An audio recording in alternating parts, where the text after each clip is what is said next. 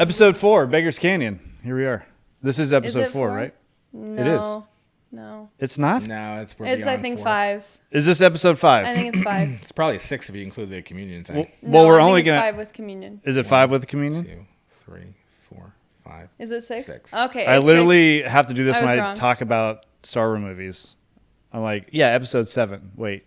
1, yeah. 2, 3. 6. Yeah. Do you want me to count them down? 4. So it's the Paedo Communion, That's 1. Icons, That's A New Hope. Canaanite That's Babies, Strikes Back. and 2 on Birth Control, Return of the Jedi. and then now. So 6. What's Force Awakens. No, I meant count down our podcast, not count down Star Wars. Yeah. Oh, okay. I thought this Lord was of the a- Rings. I thought this was a Star Wars podcast. I was confused. Okay, so this is episode 10 of, or actually episode 7. You know what 6. episode it is because it's been labeled that way. It's been labeled. So and it's in the title. Yeah. You know already. So- There we you don't. go. But today we're continuing a discussion that we started last week, which is birth control, contraception, and mainly just about the birth control pill, right, Brian? Because that's what's on the cover of your book. No, absolutely not. Oh, absolutely. Okay. So it's way beyond that, and because it's such a large topic, we're continuing looking at Leviticus 18. We're going to talk about some misconceptions about the M word, as we've coined it in our off-camera discussions, murder, and what God is actually saying when He says things like "you will be cut off from the land, cut off from your people," versus more explicit things like "they shall be put to death" ideas. And then continuing on, we'll talk about some New Testament, mainly Acts 15 and Jerusalem Council, where some explicit words are used for Gentiles and how they are to remain in the faith of Jesus Christ, not having to be circumcised, but what the council decides there. So that's kind of where we're going to pick up. So, Brian, let's look at starting Leviticus, I guess, and look at some of the questions on being cut off from the people versus being put to death. Yeah, I think so. I actually kind of want to go back to Genesis to We can do that as the foundation for it, because ultimately, this is where people I think misunderstand even God telling Adam that on the day you eat this fruit, you're going to die, and they're like, well, that didn't happen. Or, it must be like maybe it's 1,000 years as is a day and all that sort of thing. And because they're looking at like physical death, and not understanding that physical death is not annihilation in the ancient Near Eastern world or the Bible. It's exile. It's exile from the created order. And so Adam and Eve do die that day. They are sent out. They are cut off from the garden, from the presence of God, the salvific presence of God, so that they die that day. Cain murders his brother. And you might be like, well, then Cain should have been put to death, so God's unjust, because by God's own law, he must be put to death. And all that happens to him is what? He's exiled. And it's like, well, yeah, because that's the death penalty. Israel, in their sin against God for idolatry, for betrayal against God, that's the sin that brings upon death. And what does God do? Well, he does kill some of them in the land, but what ultimately does he do? He exiles them. So even when you have the lake of fire in Revelation, when it says it's the second death, people tend to read that and they're like, oh, it's the annihilation of people then. And it's like, right. No. It's the second exile. You're not going to get to come back into the created order like those who are in Jesus Christ. You are exiled forever from the created order. And so exile is death. It's very important to understand that. Death is viewed almost in spheres in this world, to where you're exiled from the presence of God, then you go further out, and eventually you go out from the created order altogether when you die and you're separated from the body or whatnot. But notice, even in the book of Revelation, people are resurrected in their bodies, and yet they're still exiled, and that's called death. So it really is an exile from the created order, an exile from God's presence, from his people, from his land, whatever it may be. So when you see the terminology in Leviticus or otherwise of being cut off from the people, cut off from the land, whatever it may be, that is terminology meaning you are to be put to death, like they're killing you. And whether that be that they just do it by sending you away so that you die, or they literally just kill you themselves, it is the death penalty either way. So people who might look at it and say, well, you're just cut off for sleeping with your wife in her menstrual period, they're not quite understanding that that means that you are being killed for doing that. Correspondingly, then, according to God's own law, according to his own justice, he cannot kill you unless what you have done is murder. It is life for life.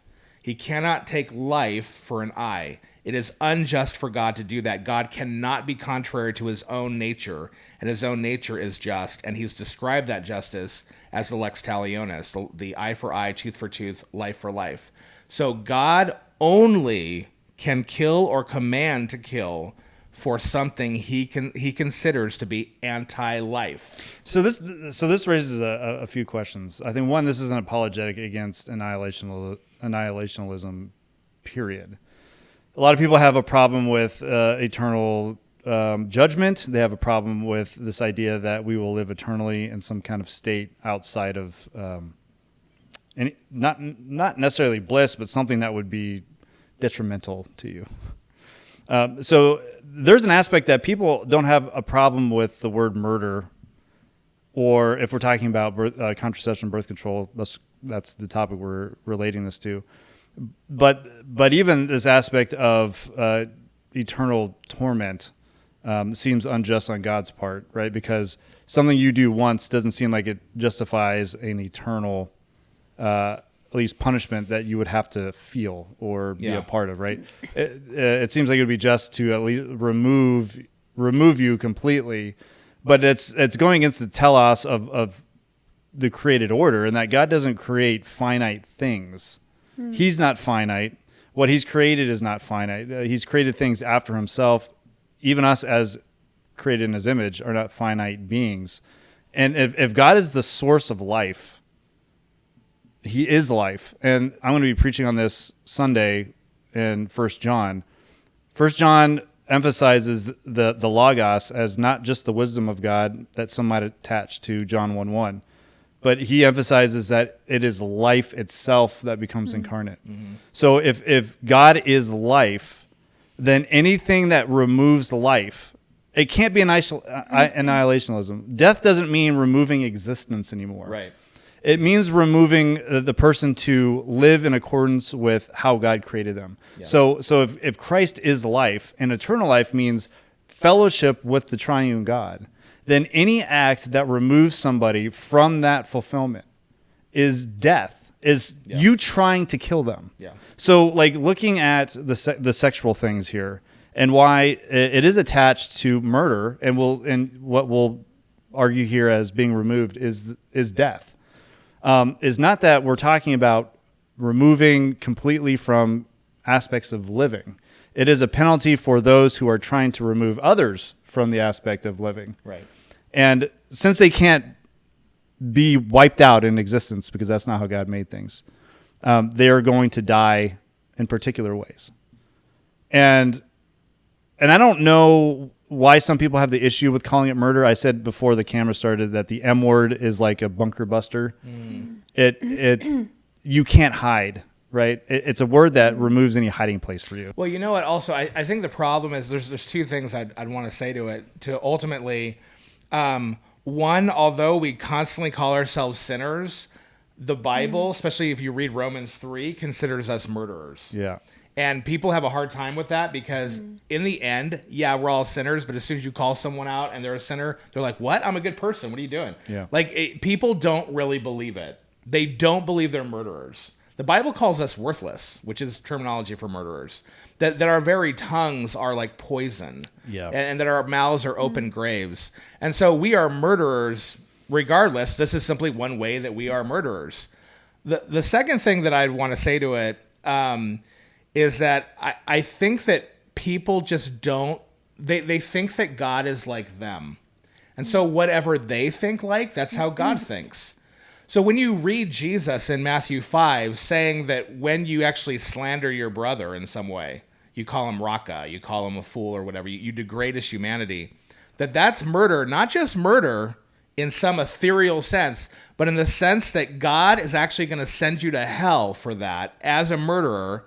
We don't really believe that. We don't really think it is. We don't think sin is as serious as it actually Right, is. we don't, because we're so used to it, and we judge sin by one another and not by God. We were like, well, we're everybody does it. I mean, God's not going to condemn us all, right? And it's like, Or I'm no, better literally. than that guy. I'm not as Right. bad as that guy. Right. Or even just the fact that, well, all these good people that I know do this same thing. So, I mean, is it really that bad? And we don't realize Jesus in the Sermon on the Mount is trying to say, yeah, it is that bad. You're dealing with a holy God. He considers things murder that you don't think are a big deal.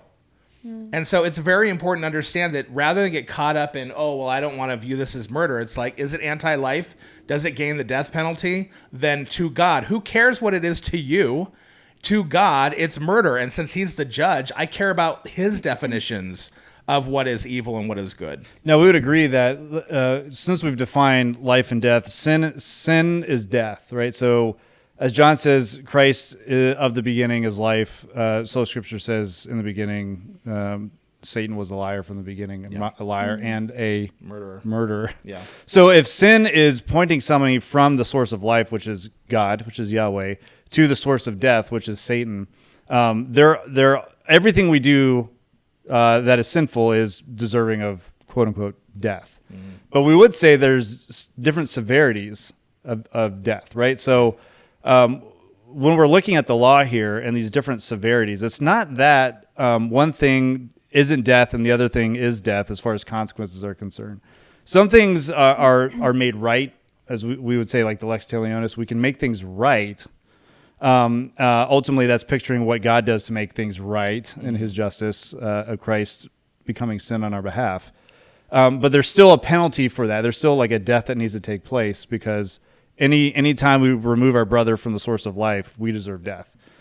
So like a lot of people will they don't necessarily understand that even the little things that we have to do to make our sin right, even a trespass or something like that, that there's levels of punishment. So when we actually take the step like inhibiting actual life, or inhibiting creation, or inhibiting removing the possibility of creation happening, it is a level of murder that is higher than the others, right? Yeah, well, I think it's a good point to point out to where in Genesis, for instance, you have men who are practicing polygamy. Yeah. You have men who are practicing prostitution. They don't get the death penalty for that. In fact, there is no law in the Old Testament against prostitution, Right, or polygamy. They're fine. Now, they're not fine in the sense run out and go do it. I mean that they are not so egregiously anti-creational, because obviously a sexual act with a man and a woman could still be procreative, even though it's not preservational, right? Like a John with a prostitute is not a preservational environment for a child, but it's not necessarily anti-life. Same thing with polygamy. However, as soon as you get things that are anti-creational, like homosexuality, like incest, like bestiality, and like the angels sleeping with women or whatever, that's when that brings the judgment of God. There's a reason why that story of the angels is right before the flood. There's a point there that's being made that is often dismissed as though it's like, oh, that's an interesting fact. But it's their narrative makes an argument by placing things by other things. And so it's meant to show you there has been a corruption in sexuality with humanity, and that's why it uses that word Hamas, which basically just refers to murder and sexual immorality. So it's anti-life activity, that the whole world has now become this, so that God just gives it all the way over to that and wipes it out with a flood. Well, if we look at a lot of passages in the Old Testament talk about women being barren, right? There's almost like this connection to a desert, right? Barren soil, barren wombs. And I'm thinking as I'm talking, so stop me at any point. So stop me at any point when it doesn't make sense. That's my life, April. Okay, well. So if we think about things moving towards life or moving away from life, then if you are a farmer and you have a plot of land and you've thrown seeds into this land And then you've decided, I'm not really going to do anything to cultivate this. I'm not going to give it water. I'm not going to actually care for this at all. Like, that is going to move to a place of destruction. It's not going to be fruitful. And famine is not something that we should be desiring or hoping for. Right. So I do think there's some kind of connection here between the language that Scripture uses in connection with the barrenness of wombs and the barrenness of land. Yeah. There is something in that if you are keeping the womb barren, that's your desire, you are desiring a kind of famine. Yeah. And that's an evil. Well, the covenant itself, if you look through Genesis, the covenant is a continuation of the blessing of creation upon those who will follow God. And so what is repeated? Land, promise of land, and promise of I'll make you fruitful and multiply. Over and over again, God repeats this. In contrast to those in the book who they're doing something like, for instance, with the different kings who take the wives of Abraham and Isaac, and because they lie about and say, oh, she's my sister or whatever. It says that God actually closes the womb of those women. And so you see then that the closing of the womb is curse, and the opening of the womb is blessing, and it's a continuation of creation.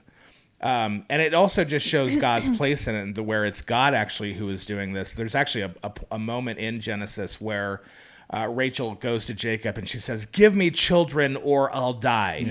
Yeah. And Jacob responds to her and says, am I God that I can give you children? Yeah. And it's like, that's the proper way of viewing it. Jacob doesn't give children to Rachel, God does. And I think it's really important from the very opening in Genesis to where when Eve finally has a child, literally the Hebrew is, she says, I have given birth to a man together with Yahweh. And you think it's going to be Adam, but it's actually together with Yahweh. So Yahweh has actually brought this life or whatever. And so I think that's a great point in terms of God is the one doing it, and God's the one who brings blessing, and to seek the reverse is to seek curse. Thinking back to God being the source of life and all things that he does is life-giving. If we're connected to that, right? Scripture is clear that creation came from the Word, right? So Christ spoke things into existence, the pre-incarnate Christ. And he also upholds things by the word of his power. So he's always sustaining life. And then along with sustaining things, enters in his own creation while sustaining all things by the word of his power, which is something amazing to contemplate. But if we're saying that we're joined with him, if we're in fellowship with the triune God, then everything we do will be to uphold life, right? Mm-hmm. Because that's what he does. Right. And we sustain life by the words of our power, which he has given us in fellowship with, by walking in the light, right? So we walk in the light as he is light. So he illuminates our path, and everything we do now is in furtherance of life. That's it. You know what's fascinating though is, so that's a whole theology that I don't know if a lot of Christians even understand. They have to ask themselves the question, does the Bible ever present God as producing death or nothingness? No. He gives people over to death and nothingness, but he himself always produces life when he is in a proper relationship with something. And so if that thing is in proper relationship with him, life is produced. Yeah. So that answers the question right there. I mean, you don't even need to go into the rest of it. You could just say, okay, if you have a proper relationship with God and your sexuality is in a proper relationship with God, what's it going to produce? The end. The end. Some may object and say, so then the couple who is married, they should just be trying as hard as they can at every moment to have a child in any way possible, right? Medications or whatever they need to do to have as many as possible. And again, it goes back to the problem with that is you think you are doing it. Well, yeah. You think you're the one who's doing the creation and not that God is the one who's doing it. Your requirement is not to, I'm going to say this in a crass way, to be like a rabbit and just try to get as many as you can. Right. It's to be open to God's creation. Yeah, the whole point is if you're in a right relationship and your sexuality is in a right relationship with God, he then will decide when is the proper time for him to produce life through that relationship. And you don't have to do it. So it literally is, you could literally have sex one time in your marriage. Yeah. And he'll give you, shouldn't do that. septuplets. Well, you shouldn't. Yeah, I'm not saying you should do that, but I'm just saying that like he'll give you septuplets if he wants you to have 7. Like it's not up to you. It's God making the decision to produce life. Well, let's even relate it back to Christ again. I don't want to make this being like, well, Christ did it, so can you, kind of thing. But just looking at his life, if he is still the source of life and the sustainer of it, and he's taken on flesh, right? He's not different. It's not that God changed and taking on flesh, right? He's still the second person of the Trinity doing what he does. Yeah, it's manifesting who he is. He's manifesting who he is. But then he relies on what? Himself or the Father to do to bring life. Right. The Father decides how to bring life. Yeah. And for Christ, that was crucifixion. Right. So for us, it might not, it's not saying, well, I need to go and have all these surgeries and make myself as reproductive as possible. I'll make myself a reproductive machine. It is saying like, no, God has given me where I am in life. I have to trust in him. And the means by which he's given me, which is relations, which is submitting to your husbands, and your husbands ruling over your wives as Christ loves the church, or loving your wives as Christ loves the church. Right. So like something in there. You know what my great points derailed by my conflating verses. But it is trusting and by the means by which God is, and your part in, I'm going to say the story because this is a story. Your part in the story. Christ didn't try to take more than his part. His part was, I'm going to give life through my death, and then conquer it for you. And that's how I'm going to destroy death and Hades. Yeah. And this is how you're going to destroy death and Hades with me. I'm going to sustain life through my resurrection forever. Even the new creation, the Father will still look at my sacrifice and be pleased with it all through eternity. And now you, as my image bearers connected to me, sustaining life as I've commanded you, do what you're supposed to do in marriage. Yeah. Don't stop life. And also don't be rabbits. Like think you're a rabbit. One caveat I do want to make though is just that look, God uses obviously instrumentality, right? So if you have something that you can fix that's broken, medically or health wise or whatever, obviously you would do that because that would be procreational. That's a great caveat. Sure, but that's to allow yourself to be open. Right, to allow God to make the decision, not you thinking, I got it. I'm going to make babies. Not for you to try to take control. I mean, how many people try to have children by all these means and then they still don't get one?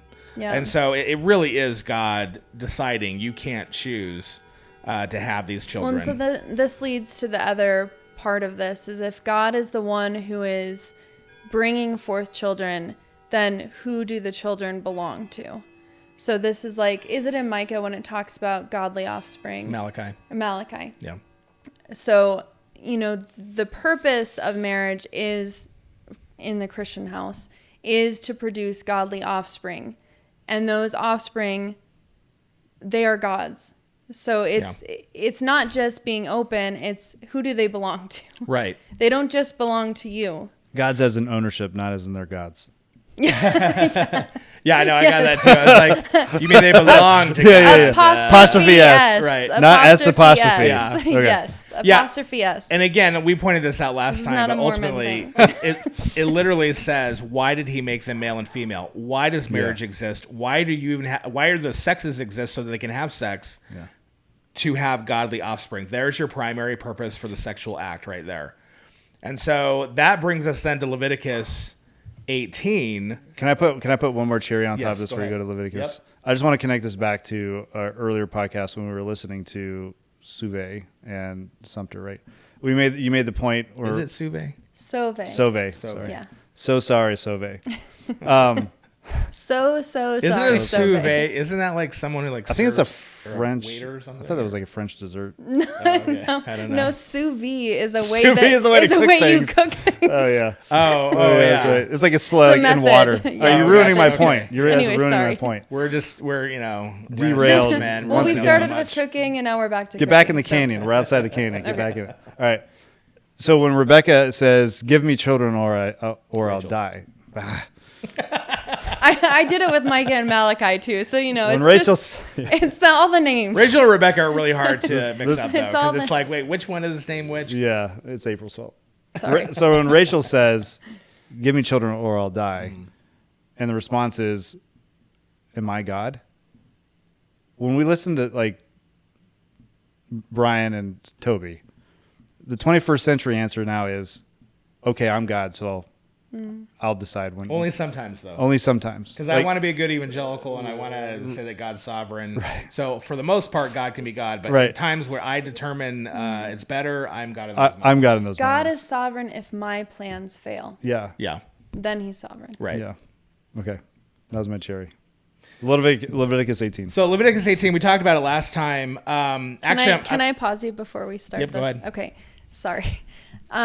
Can we just more firmly establish lex talionis? Because you'll Okay. get the objection of, and we brought this up last time, the Ananias and Sapphira objection. Well, they didn't kill someone, or why was this worthy of murder? How is this eye for an eye? Or dishonoring your parents? How is this Right. eye for an eye? Yeah. So can we flesh that out? Sure. a You little want? bit? Yeah, I want to talk about. I thought we did this last time. Did we not? We briefly talked about Ananias and Sapphira because I had a We Okay. Yeah, theory. we threw Yeah, out let's- theories, Yeah. but can we just clearly Yes. and definitively say this is So we here's understand? Here's the issue. There's murder in terms of how you deal with humanity, and that's where we would put like sexuality and things like that. And that's in the second table of the law, right? So adultery kind of is there for that reason, and then it kind of connects to other sexual laws and whatnot. But then there's the first table of the law, and there's murder when it comes to leading people to eternal murder. So and there's a reason why honor your father and mother is in the first table. I would argue. I don't think the table is 4 and 6. I think it's 5 and 5. And so I think honor your father and mother is a part of communicating true religion and the authority of God to people.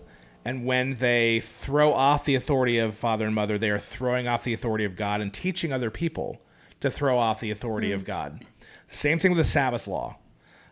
Same thing when you go and worship other gods. You're teaching people to throw off life, as we just talked about, life itself. Well, what happens when you're teaching people and persuading them to throw off life? You're killing them.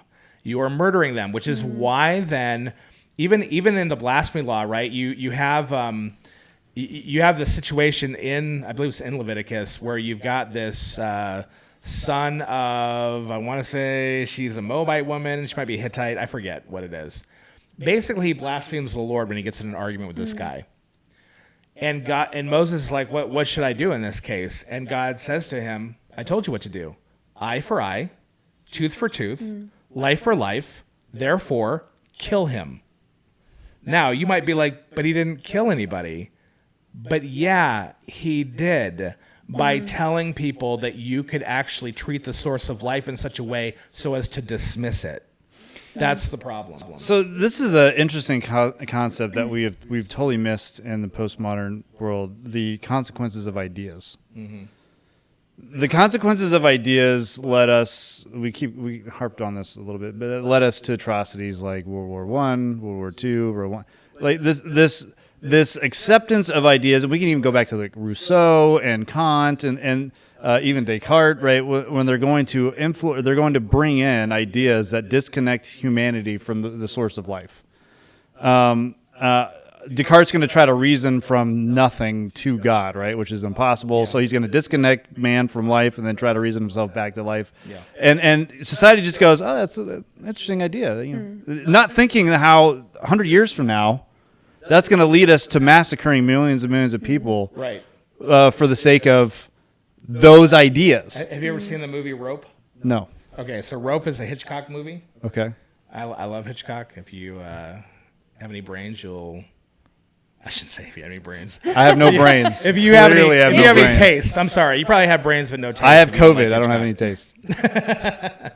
But so it's a movie about a professor who teaches his students basically Nietzscheanism. What would that be? Basically, the Nietzschean philosophy that there's no real morality. Right. So what they do is they have a dinner party. They invite one of their best friends over first, and they kill him.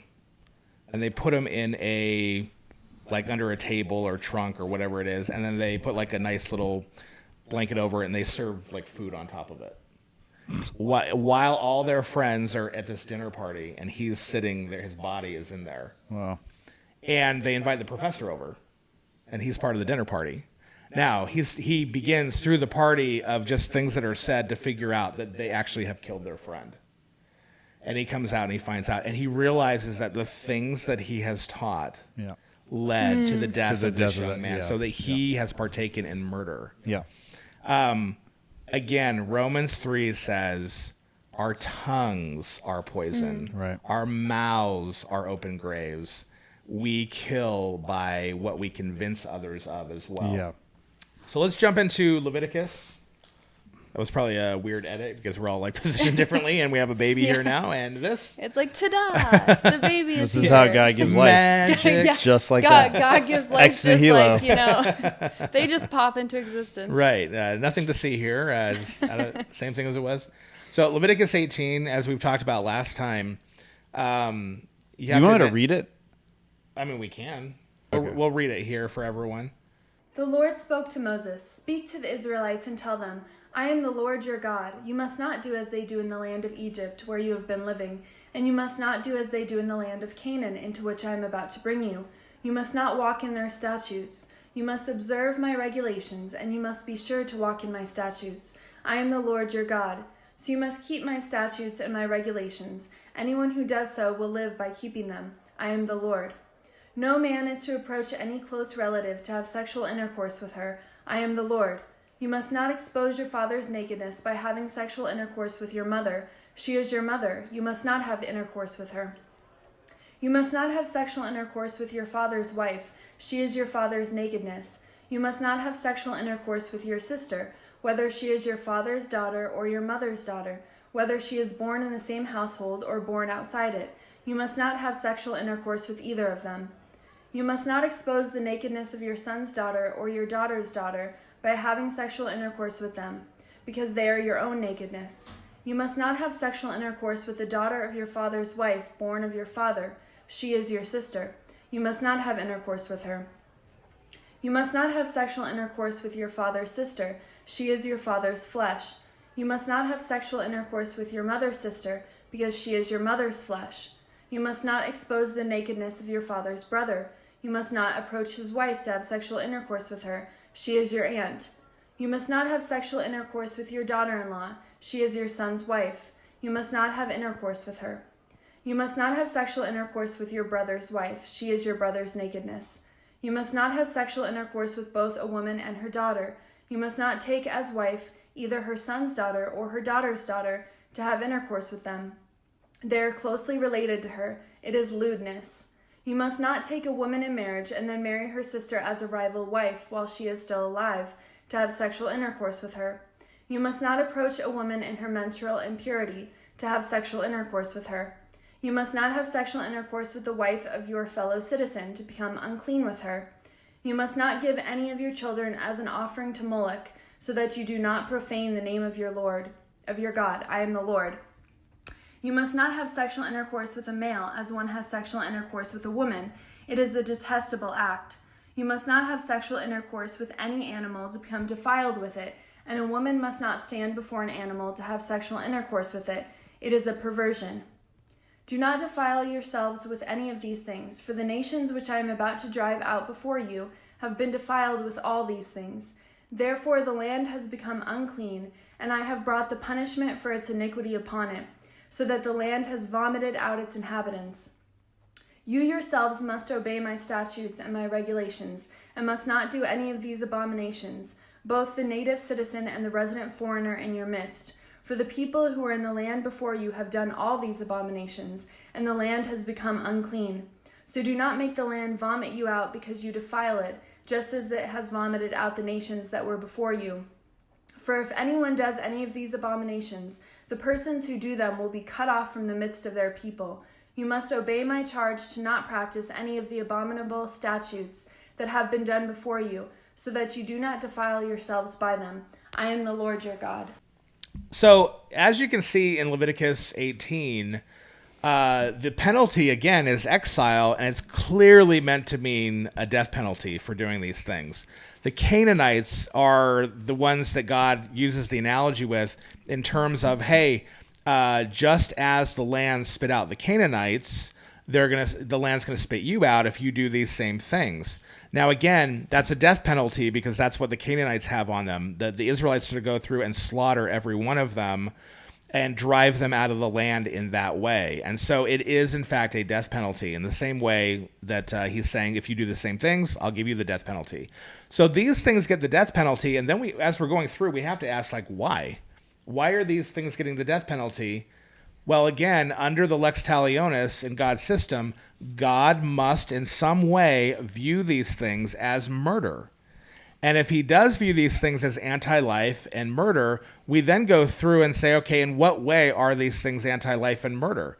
Is what way a homosexual relationship with someone or a homosexual act murder? Well, it's not really murdering the two guys involved, but you can see then that it's partaking in a sexual act that normally is meant to be to produce children, and instead it's taking away from that act and engaging in a sexual act that is not able to produce children. And therefore, who's being murdered, who's being wiped out? It's the children. If everyone were to participate in homosexuality at all times, the world would end. You know, I when I was looking at this the first time and I was hearing these arguments, there was one particular verse in Leviticus 18 that connected everything for me, and I think that really illuminates the ideas of abominations being, murder, right? That in God's eyes, lex talionis would be murder, and it's the verse that seems to just be out of place. Yeah, and it's verse 21. You shall not give any of your children to offer them to Molech, and so profane the name of your God. I am the Lord. Yeah. What an odd verse to put in there. So everything's about sex, and then all of a sudden, Molech, about children being sacrificed. Well, that seems, it just didn't make any sense to me unless it's in this paradigm and this thought process of murder. Yeah. Of God seeing these things as disconnecting from the source of life in a way that is an abomination. Yeah. That deserves that its reciprocal would deserve your life being taken. And specifically child sacrifice. All of these things are. Yeah. Is there anything in our minds? I bet you in our audience's minds, there's probably nothing worse than child sacrifice. Yeah. Everyone's like, yeah, kill the Aztecs, right? Because they killed children. Right. And then. Yeah, but so is all this. This is where the verse delineations really harm us. Yes. Because we don't see that this is all one flowing thought. Well, the great thing is if you're familiar with inclusios, right? So an inclusio is where you have something said here at the beginning of, a pericope, and then something said here at the end that sandwiches what's said in between, that lets you know that this is all meant to be read as one thing. And that's clear in this That's one. exactly what you have in this text. I mean, the Lord spoke to Moses saying, and then he ends with saying, so keep my charge and practice these, don't practice these abominable things. Yeah. I'm Lord. Well, in the beginning, he gives them the charge. This is why, if you do this, I'm going to kick you out of the land. And in the beginning, it's this is why I kicked these people out of the land. Or I'm reversing that. I forget which he says first. But ultimately, the idea is you're going to get kicked out of the land is if you do these things. I do think another one in Leviticus 18 that a lot of people miss is actually the adultery law.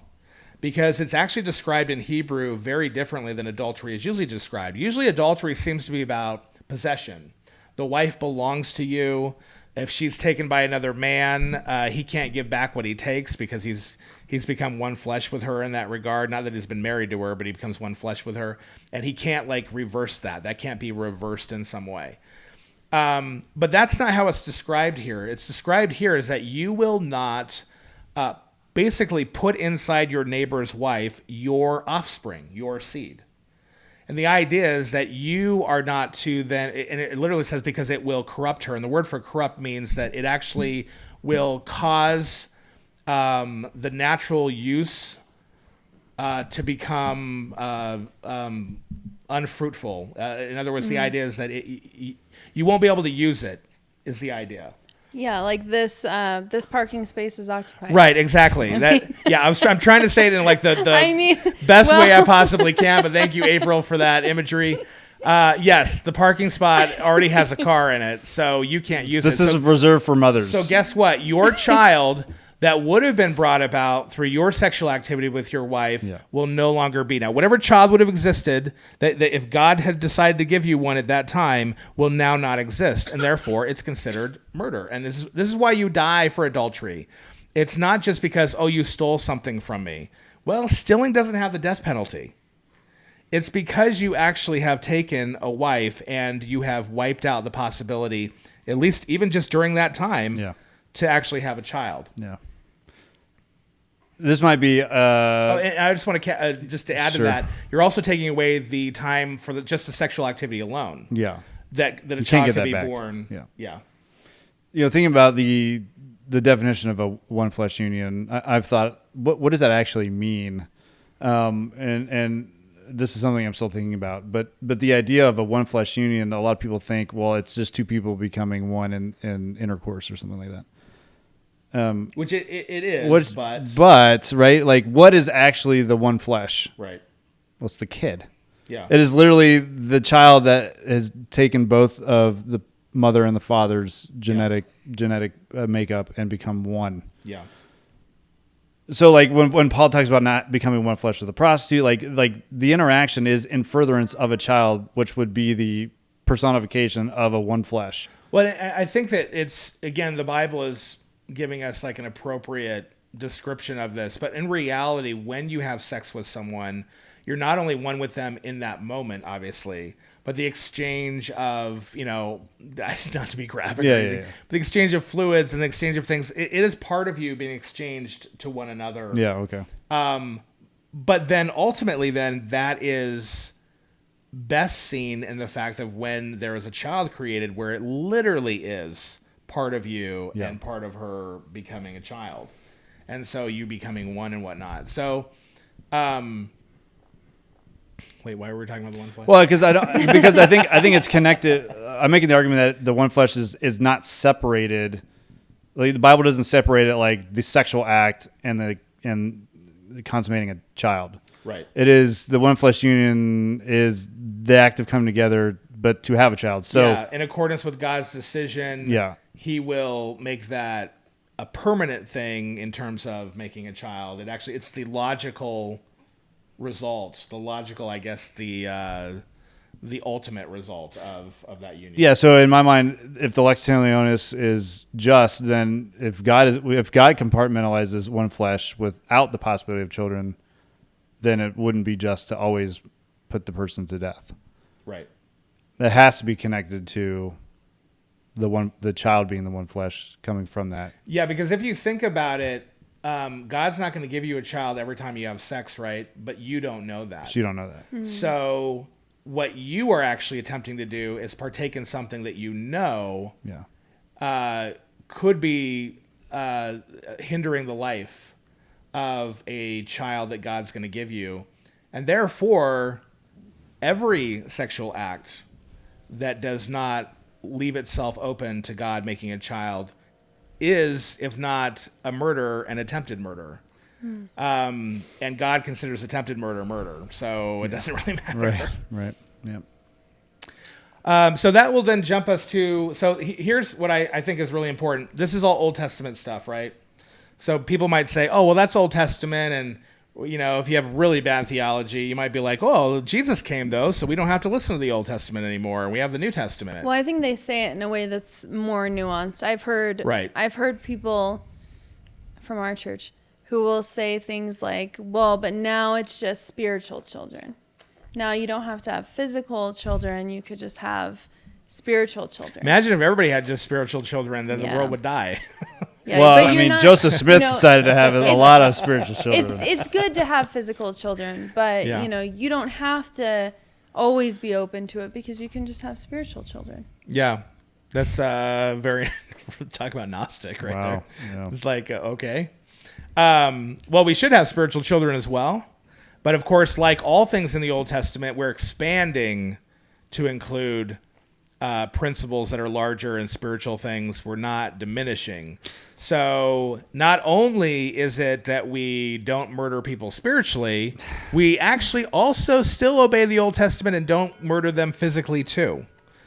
Even though, we can spiritually give to the poor by giving them the gospel, but we're still supposed to actually give to the poor physically as well. We don't have to take care of them anymore. Right. Yeah. It's like, be warm and filled. James was saying literally that's what you should say. Yeah. Well, this goes, this is ironic, well, not ironic, but interestingly connected to our very first podcast on veneration of idols, right? The second podcast, but second podcast. Yeah. First one in this house. Numbers are hard. Numbers are difficult. The second before the last. Yeah. When I learn to count to 10, I'll probably straighten these things out. But the idea that they might have an argument like the spiritual. If Christ came as the Spirit, if he just like flashed on scene, he's like the spiritual thing that maybe you can touch sometimes, but he's in and out, or he just came on the scene. Like there actually might be truth in that, because if Christ comes in a spirit, everything he says is going to be related to like who he is. So it's all spiritual. But he didn't come that way. He came in the flesh. So everything he says actually manifests in the flesh as a human. So like every command that God gave that is for the neighbor, because Christ came in the flesh, means that it must be enacted in the flesh. So it is not just spiritual children, because Christ didn't come as a spirit. Well, and I think it's a failure as well to understand that this is a moral command. God's not just suggesting something that's like amoral. And therefore, the real argument is, and it's not just a moral command, it's a moral command upon which the entirety of the moral law is based. If you remove this command, you remove everything, because the whole point is that you are to be creational in what you're doing.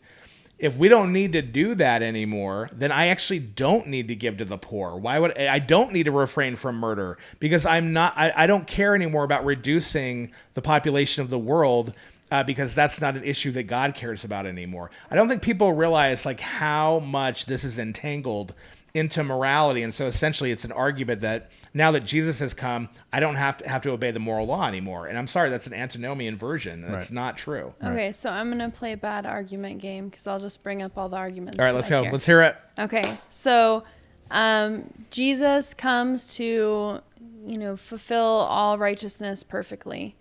So he comes, he's not fruitful and multiplying in terms of having his own children. So then he didn't fulfill all righteousness. This is an argument that I've heard. Yeah, this is amazing to me. So Jesus is God. He literally, no way. He literally has created all, as John 1:1 says, or John chapter 1 says, he literally has created all things. That includes all the children.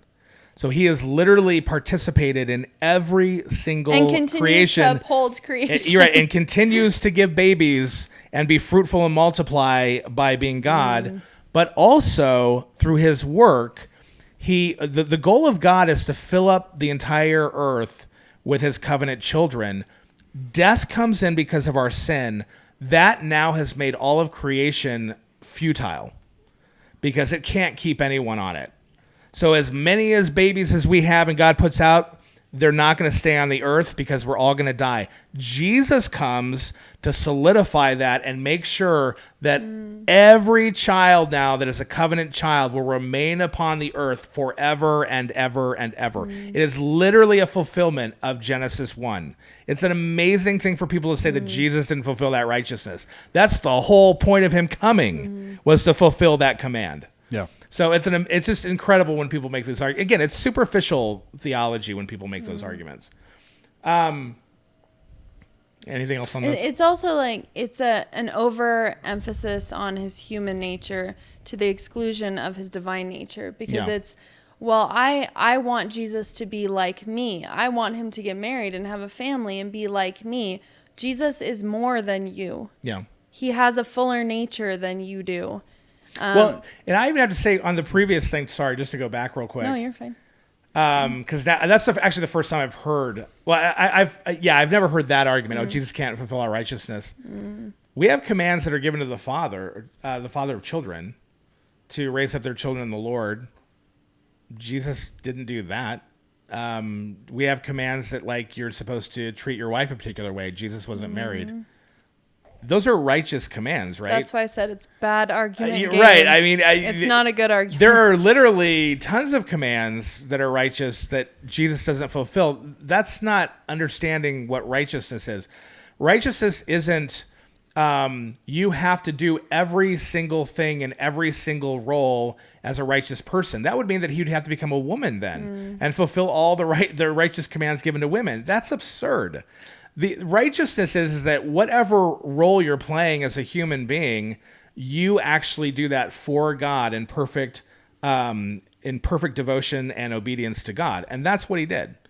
So the idea that he has to do every single thing is nonsense. He doesn't have to do every single thing. He just has to be not a sinner, but rather a perfectly obedient person in terms of whatever role God has for him. Well, that's why I say it's like people want him to look like what they think a righteous man should be or do, and not who he actually is. Yeah. And what he's actually done. Yeah.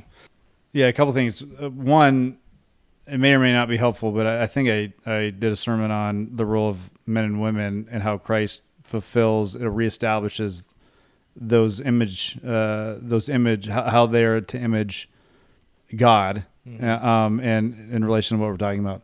But I think there's another aspect of Christ being being a nation persona. Like, so he is two things. He is the perfect image of God, and then reestablishes that connection to creation and creator. And then he's also Israel. Yeah. So Israel's purpose was to bring Yahweh to the ends of the earth. Right. And then bring all men under the giver of life, which is God. Israel as a nation completely failed, right? I mean, just utter, not even just a little bit. I mean, just complete usurpation of what they're supposed to do. Right. So in relation to like Christ would have to be all these roles, it actually would take him away from the role he's supposed to play. Yeah, it's just a misunderstanding of what Jesus needs to be doing. It was great to see everyone. We'll see you next time in another episode, Beggars Canyon. Bye. Peace.